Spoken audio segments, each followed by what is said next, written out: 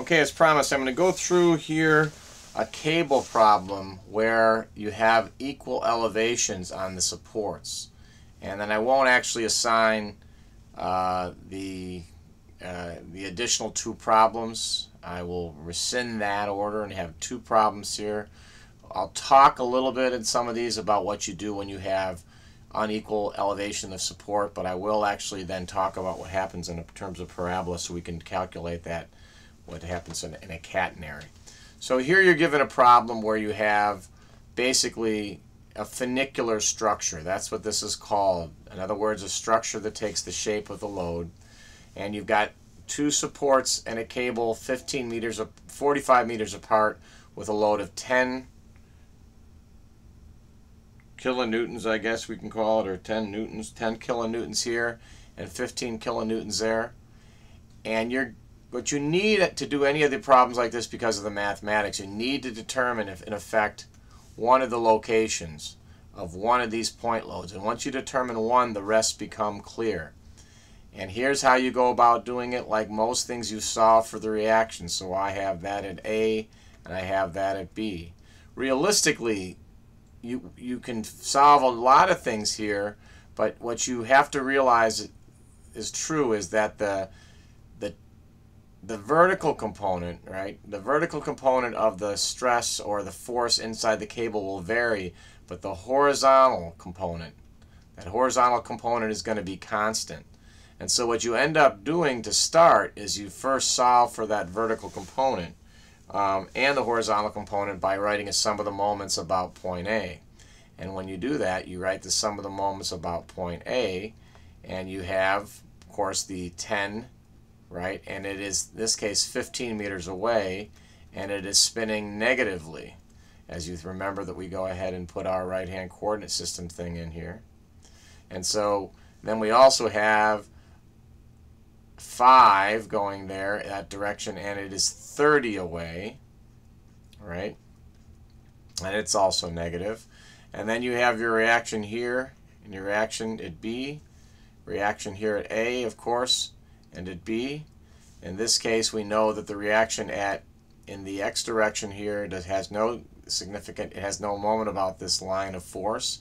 And so we can just do the reaction at B, and we make that 45 meters away. And of course, that is showing it to spin positively, and so you can solve for the reaction at B. Once you have that, of course, you can solve for the reaction at A, because of the sum of the moments about any one point is going to be 0, and the sum of the forces will be 0. Once you go about that, you then have some geometry that you can use in this trigonometry of 10 down and 15 over to figure out your two components here. So let's go ahead. I'll hit the pause here and solve for the reaction at B in the y direction. And I'm going to hit the pause here and get out the calculator. Okay, I've hit the resume button, and we see here in the end that the reaction at B is 6.67. The reaction at A is 8.33. And in effect here, you realize those have to add up to 15, which is true. Okay, finally then, what's beautiful about these problems, and what I think they're often assigned, is that you're getting the sense here that you can use the geometry of structure, and the structure can then respond, because when you get to this point, you do not know, in effect, what's going on right here, but you do if you go from this direction going back down. And so this is a great CAD problem. I would have you think about doing it, and here's how you end up knowing it. First off, you do not know the reaction, you do not know the horizontal component right here. And you know this direction, but you do not know this direction. But if you start going across here, you can figure out what this direction has to be by starting up at A. So here's what you know about A. You know that in the reaction in the y direction is 8.33. And you know the geometry of the cable is such that it goes 15 over, right, for every 10 up. And so that you know the reaction here in this direction here is going to be 15 over 10 times 8.33. And so you have a reaction, the horizontal reaction is 8.33 times 1.5, or 12.5 in this direction. So you have a reaction here of 12.5. You have a reaction 12.5 in the X and 8.33 in the Y. In effect, if you have 12.5 in the X here, you've got to have 12.5 in the X there. And so when you go about doing this cable here, you actually can figure out what is the tension in the cable here. Whatever is pulling down this way is pulling back the other way. And in this case, you have then two known forces of known direction. Therefore, you can get the force and the direction of the third going this way. So let's figure out what that component is. In other words, if we go down here, this was going to be 12.5 and 8.33. So when we go down to this point here, here's what our forces look like. We've got 10 going down this way, and then in this one going up this way, we have a component up of 8.33 and a component over to the left of 12.5, which means that this component over this way has to be 1.67 going up, and of course 12.5 going over, and so from there you solve your problem. So what you ended up doing is you use the sum of the moments in order to calculate the reactions, and then use the geometry of the structure and your basic trig to go through and use concurrent force problems. So that is what I will then talk about a little bit on Monday. I'll replace this one out, and I'll finally now in these next couple of minutes I'll go to a new one and talk about how you go about solving unequal elevation problems. Once again, you need the geometry of one point on the structure. So I'm going to go to pens here. I'm going to do it just basically here with no numbers. But if I've got a support here and a support there, and I can get the location of